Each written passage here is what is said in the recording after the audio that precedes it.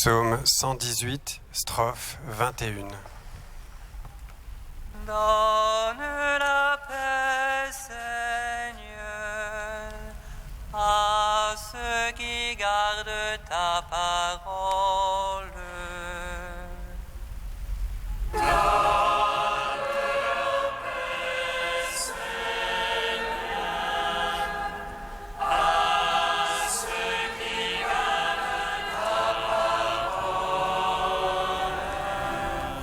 Des princes me persécutent sans raison. Mon cœur redoute ta parole.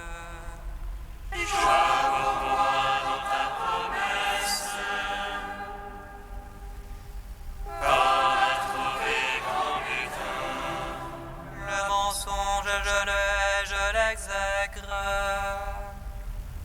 Ta loi, je l'aime.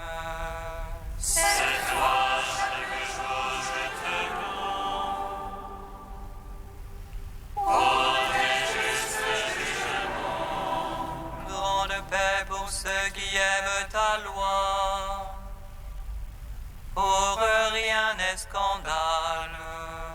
J'attends ton salut, Seigneur. Tes ordres, je les suis. Mon âme observe ton témoignage. Je l'aime entièrement. J'observe tes préceptes, ton témoignage. Toutes mes voies sont devant toi. Gloire au Père, au Fils, au Saint-Esprit. Pour les siècles des siècles. Amen.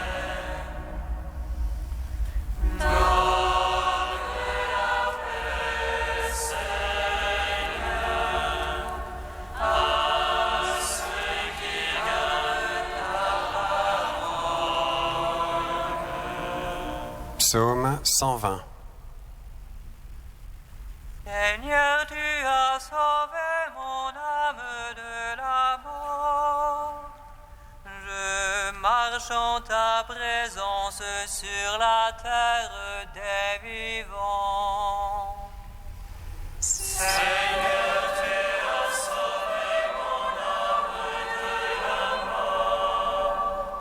Je marche en ta présence sur la terre des vivants. Je lève les yeux vers les monts. D'où viendra mon secours? Le bien Du Seigneur. Je lève les yeux vers les monts. D'où viendra mon secours? Le secours me vient du Seigneur, qui a fait terre et ciel. Qu'il ne laisse broncher ton pied, qu'il ne dorme ton gardien. Non, il ne dort ni ne sommeille. Le gardien d'Israël. Le Seigneur est ton gardien, ton ombrage. Le Seigneur à ta droite. De jour le soleil ne te frappe, ni la nuit dans la nuit. Le Seigneur te garde de tout mal. Il garde ton âme. Il te garde des morts au retour, maintenant et à jamais. Gloire au Père, au Fils, au Saint-Esprit. Pour les siècles des siècles. Amen. Seigneur, tu as sauvé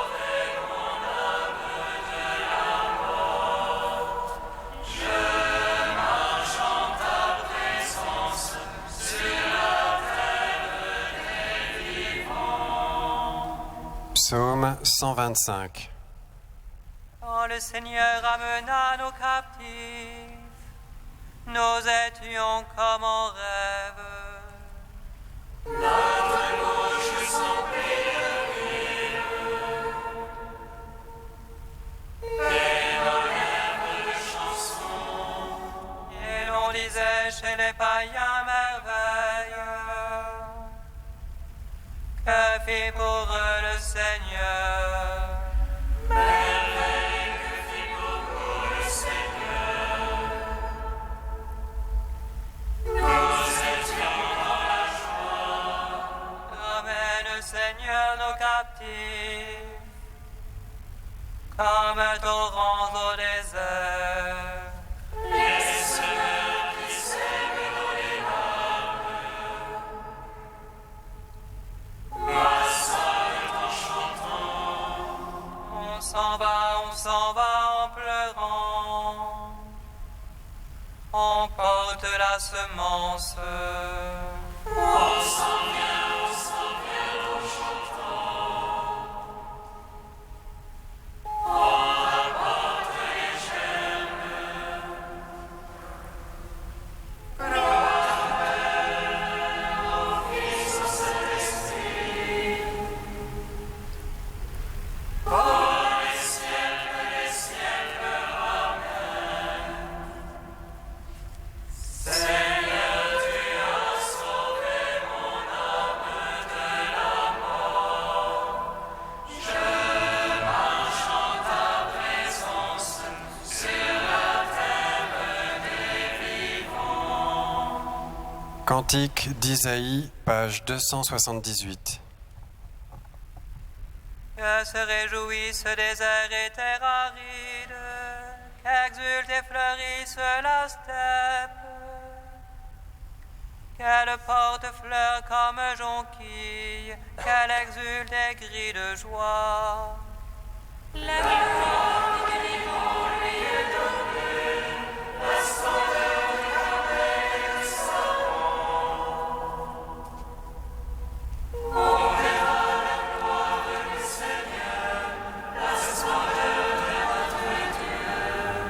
Rendez fortes les mains fatiguées et ferme les genoux chancelants. Dites au cœur bouleversé, courage, ne craignez pas. Voyez, c'est votre Dieu, c'est la justice qui vient. C'est la rétribution de Dieu, c'est lui qui vient nous sauver. Alors les yeux des aveugles se dessilleront, les oreilles des sourds s'ouvriront. Alors le boiteux bondira comme un cerf, et la langue du muet criera de joie.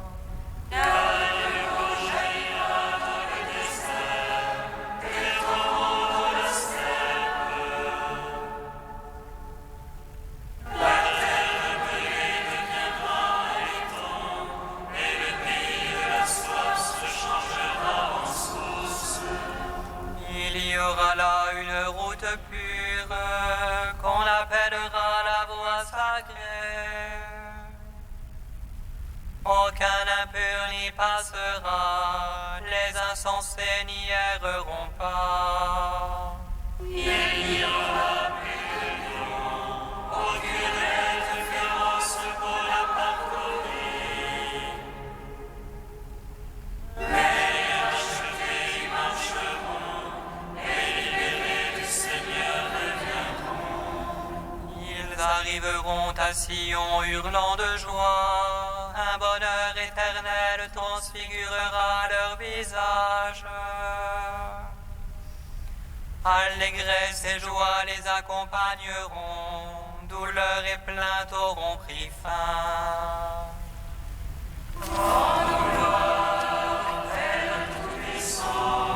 À son Fils Jésus-Christ le Seigneur.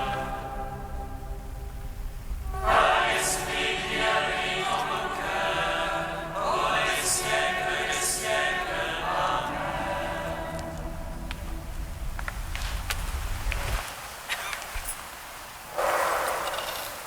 De Paul Wix, moine cistercien. Au désert, la mort n'est pas cachée, elle est regardée comme normale. Il faut avoir chaque jour devant les yeux l'éventualité de la mort, dit Benoît dans sa règle, et saint Antoine, donnant, avant sa propre mort, ses dernières recommandations à ses disciples, ose leur dire « Respirez toujours le Christ, croyez en lui, vivez chaque jour comme devant mourir. » Déjà, dans son premier discours, il leur avait affirmé « Si nous vivons comme devant mourir chaque jour, nous ne pécherons pas. » La pensée de la mort n'empêche pas l'homme du désert d'aimer cette vie sur terre, de la saisir à bras-le-corps, car il pense lui aussi que l'art de mourir doit finalement s'étendre à toute la vie. Celui qui mène une vie joyeuse, ouverte, allègre, saine en un mot, c'est l'homme qui chaque jour s'exerce à mourir. Sa foi au Christ mort et ressuscité lui donne un regard lucide sur la mort. Il sait qu'il n'échappera pas, lui non plus, à ce moment décisif dont parfois il peut avoir peur. Mais il avance jour après jour vers son heure pour rencontrer enfin, dans la claire vision, celui qu'il cherchait sur terre dans la ténèbre. Il sait qu'il est un être fait pour la mort et il assume sa vie en conséquence, espérant pouvoir dire « Mon Dieu, fais que je sois vivant au moment de la mort. »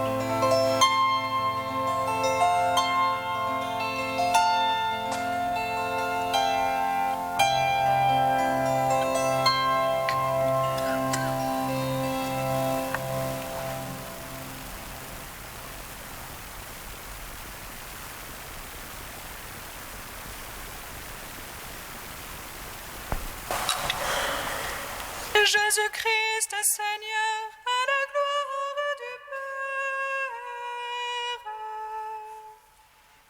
Jésus-Christ est Seigneur, à la gloire du Père.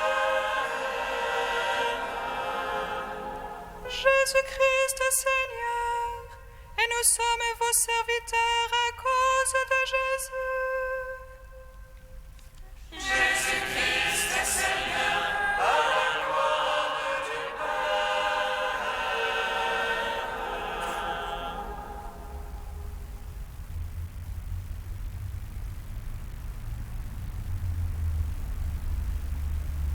Lecture de la seconde lettre de saint Paul apôtre aux Corinthiens. Frères, aujourd'hui encore, quand les fils d'Israël lisent les livres de Moïse, un voile leur recouvre le cœur. Quand on se convertit au Seigneur, le voile tombe. Or, le Seigneur, c'est l'Esprit. Et là où l'Esprit du Seigneur est présent, là est la liberté. Et nous, les apôtres, qui n'avons pas comme Moïse un voile sur le visage, nous reflétons tous la gloire du Seigneur et nous sommes transfigurés en son image avec une gloire de plus en plus grande par l'action du Seigneur qui est Esprit. C'est pourquoi nous ne perdons pas courage, puisque Dieu, dans sa miséricorde, nous a confié un si grand ministère. Et si la bonne nouvelle que nous annonçons reste encore voilée, elle n'est voilée que pour ceux qui vont à leur perte, pour les incrédules dont l'intelligence a été aveuglée par le Dieu de ce monde. Il les empêche de voir resplendir dans l'Évangile la gloire du Christ, lui qui est l'image de Dieu. En effet, ce que nous proclamons, ce n'est pas nous-mêmes, c'est ceci. Jésus-Christ est Seigneur, et nous sommes vos serviteurs à cause de Jésus. Car le Dieu qui a dit « La lumière brillera au milieu des ténèbres », a lui-même brillé dans nos cœurs pour faire resplendir la connaissance de sa gloire qui rayonne sur le visage du Christ. Gloire à toi, ô Dieu vivant, gloire à toi. Gloire à toi, ô Dieu vivant, gloire à toi.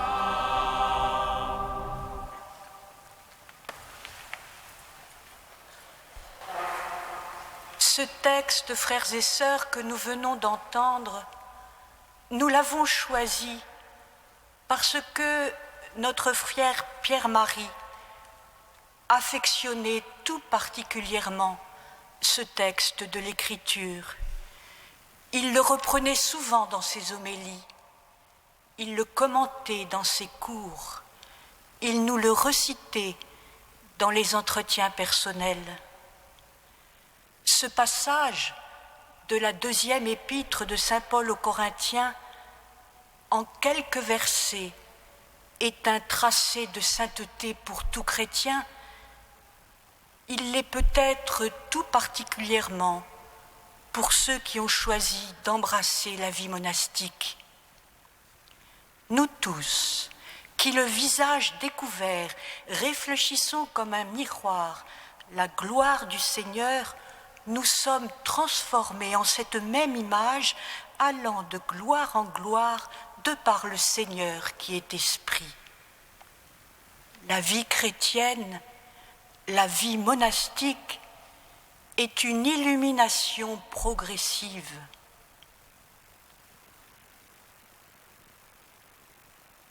Dieu est lumière, nous dit saint Jean. Je suis la lumière du monde, proclame le Christ. Ainsi, la vie spirituelle consiste-t-elle à laisser l'esprit chasser toutes ténèbres de nos cœurs, afin que le Christ lui-même, lumière qui nous habite, illumine nos âmes et nos visages. La ténèbre, c'est le péché. Et c'est quand on se convertit au Seigneur que le voile tombe, nous dit saint Paul.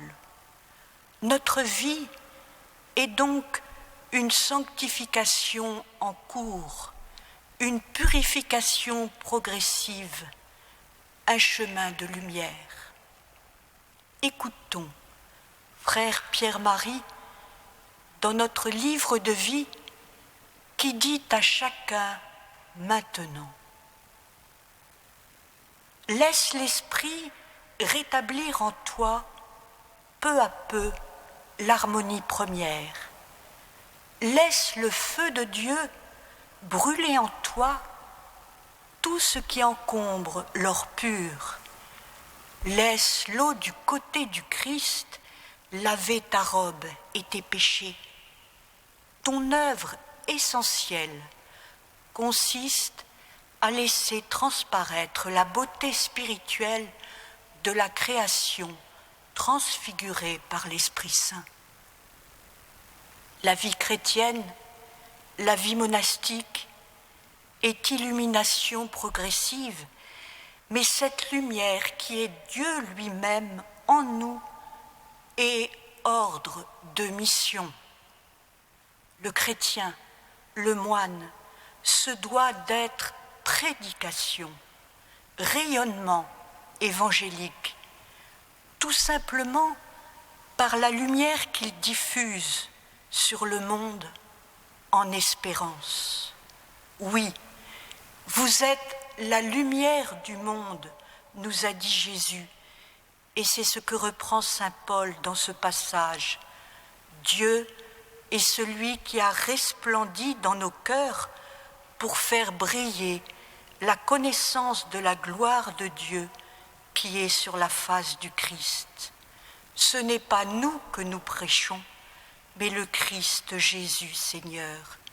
Écoutons encore frère Pierre-Marie, qui nous dit à chacun d'entre nous, maintenant, à travers notre livre de vie, la vie monastique est spirituelle. Elle vise à faire de ceux qui la pratiquent des porteurs de lumière et d'esprit, soit au cœur du monde comme un feu allumé par le Christ pour lui en rappeler la vivante exigence et prophète de la parousie pour lui en redire la vibrante espérance. Que ta fraternité monastique tout entière soit translucide à la présence du Verbe comme un foyer de lumière et une icône vivante de la Trinité. Il dit encore, sois irréprochable et pur, enfant de Dieu sans tache, au sein d'un monde où tu brilleras avec tes frères et sœurs comme un foyer de lumière. Que ta vie, sans peur et sans bruit, indique le chemin de la source et Dieu lui-même accueillera et désaltérera les fatigués. Ce chemin d'illumination progressive et de rayonnement évangélique, notre frère Pierre-Marie, ô combien l'a parcouru jusqu'au bout et tellement magnifiquement. Aujourd'hui, où il est dans la pleine lumière, où il voit enfin celui qu'il a tant désiré sur la terre, il nous dit à travers ces dernières lignes du livre de vie, depuis son ciel d'espérance, « Courage, Jérusalem, il te consolera, celui qui t'a donné un nom. Jérusalem, regarde vers l'Orient et vois la joie qui te vient de Dieu. » Et il rajoute, « Un jour, nous arriverons tous à Sion, hurlant de joie. Une béatitude éternelle transfigurera notre visage. » Comment notre vie monastique, notre vie chrétienne, tendue vers la certitude de cette rencontre, ne chanterait-elle pas sur sa route quotidienne comme le psalmiste montant à Jérusalem, ô ma joie, quand on m'a dit « Allons à la maison du Seigneur ».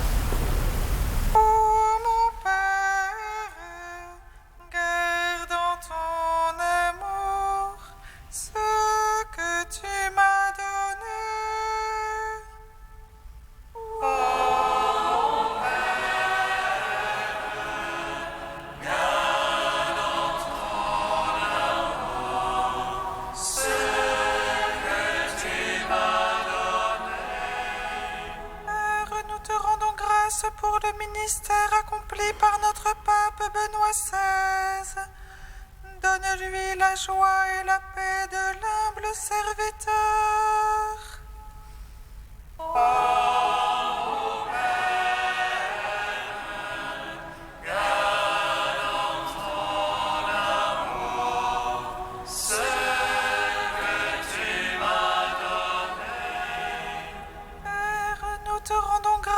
Pour la vie de notre frère Pierre-Marie et pour l'œuvre que tu as accomplie par lui. Accueille-le dans la joie de ton royaume.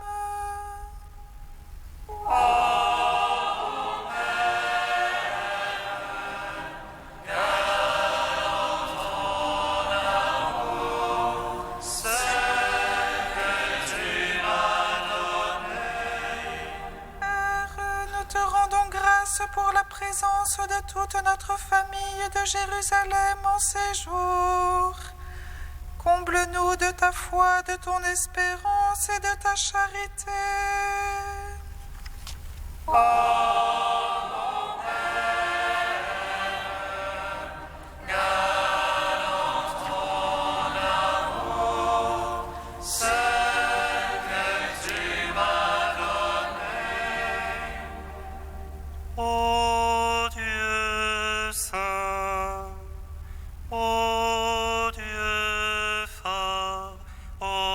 Dieu immortel, aie pitié de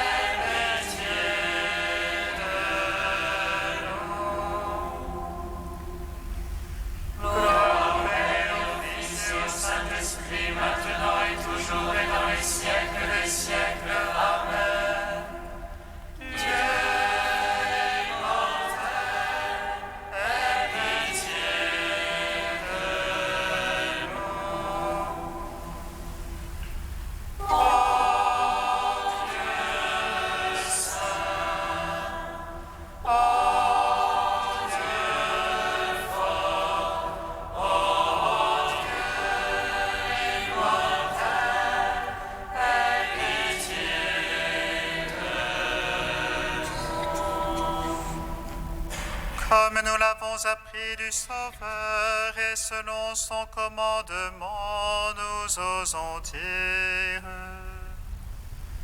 Notre Père qui es aux cieux, que ton nom soit sanctifié, que ton règne vienne, que ta volonté soit faite sur la terre comme au ciel. Donne-nous aujourd'hui notre pain de ce jour. Pardonne-nous nos offenses, comme nous pardonnons aussi à ceux qui nous ont offensés. Et ne nous soumets pas à la tentation, mais délivre-nous du mal.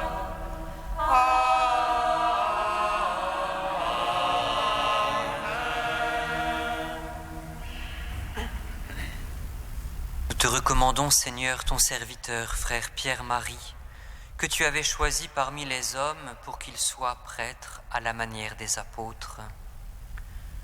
Nous ne pouvons pas oublier qu'il avait répondu à cet appel par amour pour toi et par amour pour nous. Maintenant qu'il a rempli sa mission de rassembler ton peuple et d'annoncer l'Évangile, donne-lui de rencontrer dans la gloire celui qu'il a cherché avec ses frères, Jésus-Christ, ton Fils, notre Seigneur, lui qui vit et règne avec toi et le Saint-Esprit, maintenant et pour les siècles des siècles. Amen. Bénissons le Seigneur.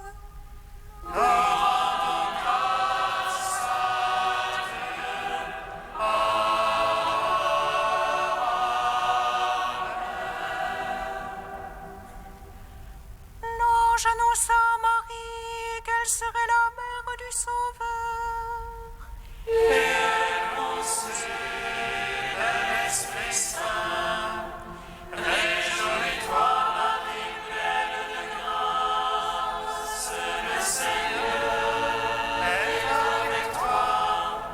Tu es bénie entre les femmes et le fruit de ton sein est béni.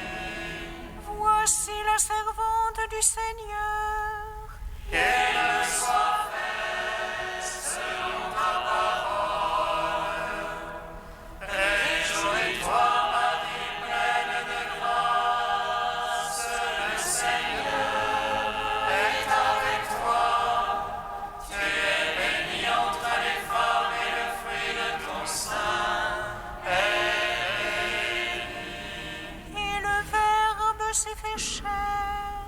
Et il a demeuré parmi nous. Réjouis-toi, Marie, pleine de grâce, le Seigneur est avec toi. Tu es bénie entre les femmes et le fruit de ton sein est béni. Ave Regina Celorum. Ave